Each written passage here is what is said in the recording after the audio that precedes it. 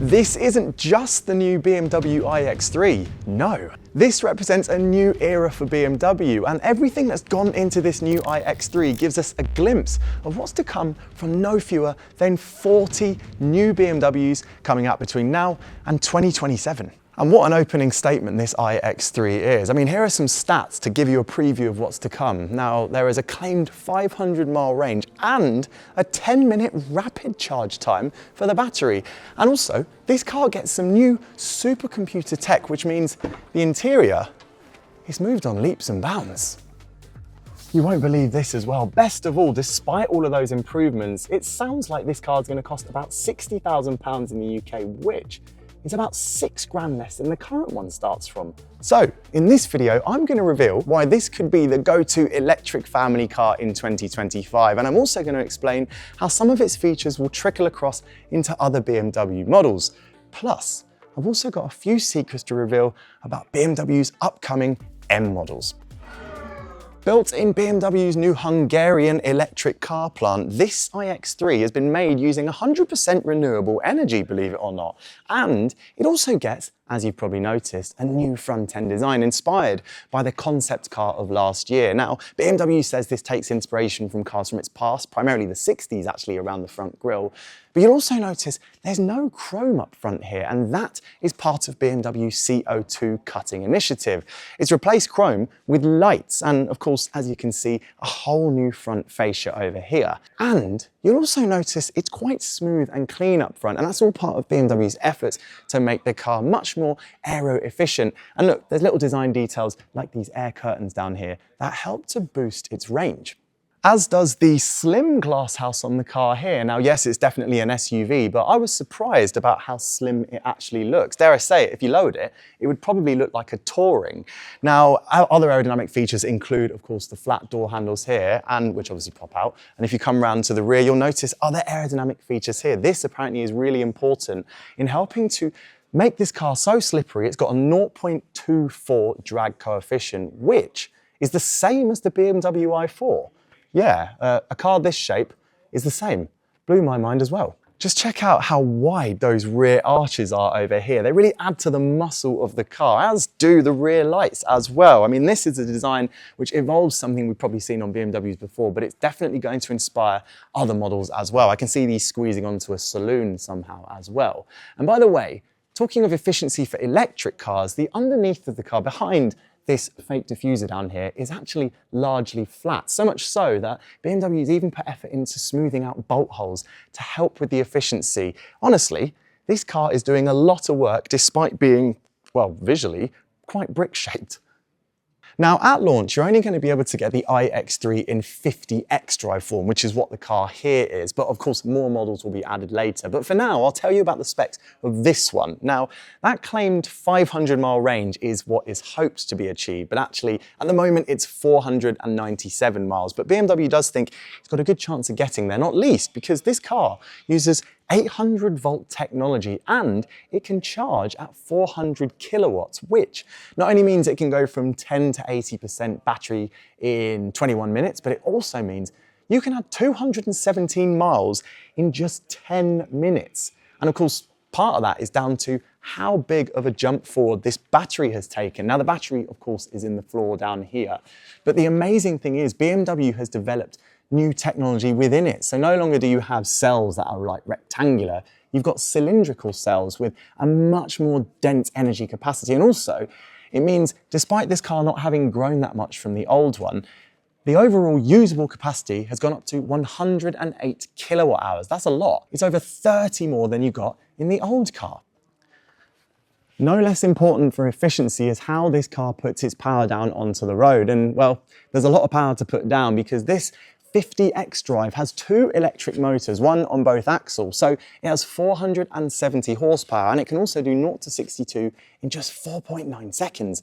And if you find yourself on the Autobahn with no restrictions, it will also do 130 miles per hour. But if you want to drive more efficiently, well, of course, BMW's thought about that as well. And that's why we've got a set of P0Es on this car, which means they're performance and efficiency rated.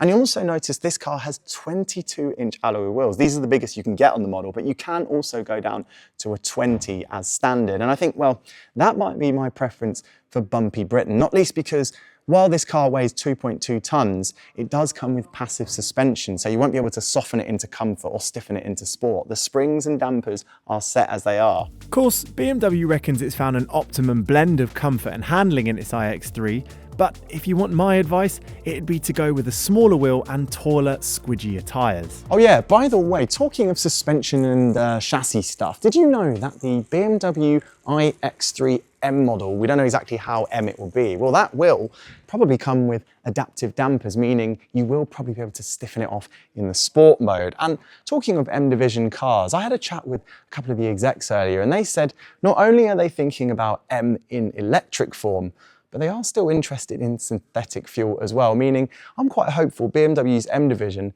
might be producing performance petrol-powered cars for many, many more years. Here's hoping anyway. These electric cars will definitely play a part, but I do quite like engines. This is spectacular. But let's be frank, this is the bit you've been waiting for because BMW's new interior is arguably the most different thing about the car. Now, there are some recognizable features, but there are a lot of new things to show you, not least the massive screen across the top of the dash. Now, I haven't seen brands do this in this end of the market. I've seen Toyota have versions of this, but nothing to this resolution. And honestly, the tech in this car is very impressive. And that's partly because it's using supercomputers with much faster processing power. Now, I'll start with the general design. You'll see BMW has been doing this for a few years now, using fabrics instead of all leathers, and that's all part of its CO2 cutting initiative. But you'll also notice that we've got a screen with an angle in it. And well, for right-hand drive markets, it will be angled in the other direction, but it means where you're sat with the steering wheel, things are in close reach. Certain controls, in this case, the camera, you can record if you want, and other functions. The screen up top, by the way, is 110 centimeters wide and it's customizable as well. So you can have everything from your sat-nav displayed up there and also different widgets depending on what you prefer. And if it's a bit overwhelming, there is a silence mode that BMW owners will recognize, which basically minimalizes the dash so you just get the essential stuff ahead.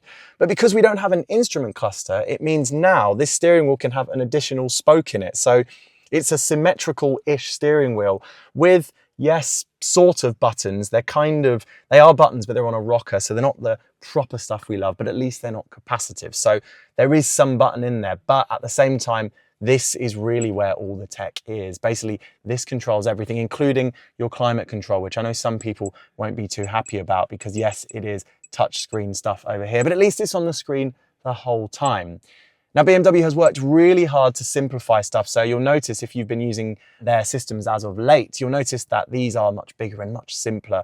But generally speaking, you don't really have to navigate beyond the first page of anything because everything is just quick and easy to use. And you can also, of course, use BMW's intelligent and AI-powered voice control technology to ask it basically anything. Interestingly, even with all of those screens, BMW does still offer the option of a head-up display. But a few much-loved things have been lost from the interior, including the iDrive rotary controller that has always been so easy to use in BMWs, and there's also no set button on the steering wheel anymore, meaning you don't have that conveniently placed button to, with a long press, quickly switch off the driver assistance bings and bongs that we all hate. But there's a new feature called routine mode. That means when you get in the car, you can set a customized setting for this and also all the functionality of the car, including the driver assistance annoying features. So when you get in, it will say, do you want to turn on your customized mode? And you click yes, and they all go off. So thankfully, we've retained that kind of quick fix for the annoying stuff, albeit without the button on the steering wheel. Another physical feature lacking in the interior are paddles to control the car's regenerative braking, or the strength of its one-pedal driving. To adjust it in the iX3, you have to either dive into the menus or you can switch from D to B on the drive selector to ramp it up to the maximum. But I was a bit worried about the M model that's coming out later on, although thankfully they have considered something like Hyundai, where you might be able to have shift paddles or some kind of on-the-fly adjustment to ramp up the regen or reduce it as you go. Note to BMW, can the M model also have some fake gear shifts like the Hyundai, please? Now in the back, this car is still quite a bit under 4.8 meters long, and yet, look, I've got a good amount of legroom and the headroom is really good. In fact, with this optional panoramic sunroof, I have tons of space here. Yes, I can tell there's a battery in the floor because my feet are a little bit higher than they would be in a petrol car, but even with that seat set low, there's a good amount of legroom in here. And plus, look, I can adjust the seats as well, so I can lean them back for a bit more comfort on a long journey. And if you haven't got anyone in this middle seat, which by the way, with no foot tunnel is actually just about adult size, well, look, you can lower the armrest down for a couple of cup holders. And if you pull this, you can get into the boot as well to reach and get your wine gums or store your skis if that's what you do. And yes, there isn't that much in the way of creature comforts. Look, you can get screens attached in here as optional extras and stuff, but you've only really got heater controls down there and a couple of USB-C ports. Plus, you don't even get anything to store in the back of the seats. Look, there's nowhere to put notes or whatever kids want to play with these days, but at least the door pockets are pretty generous. Let's see what the boot's like. It's actually quite impressive, to be honest. Look, if I pop open the electric tailgate, you'll see that we have 520 litres of space in there. And if you lower those seats down, that'll become 1,750 litres. And of course, this being an electric car, you don't get loads of underfloor storage. But if I take out the parcel shelf that's been hidden away in there, look, it fits neatly in there, you'll spot that we've still got a good amount of room under here. So if you wanted to hide away items, you can do that. You just can't get them right at the back there. And of course, you've got other bits of storage down there and in there, but there's something even better related to boot space, and it's at the front. I'm gonna have to open the door and pull this lever to show you, because if you look at the front, if I can find the lever, there it is.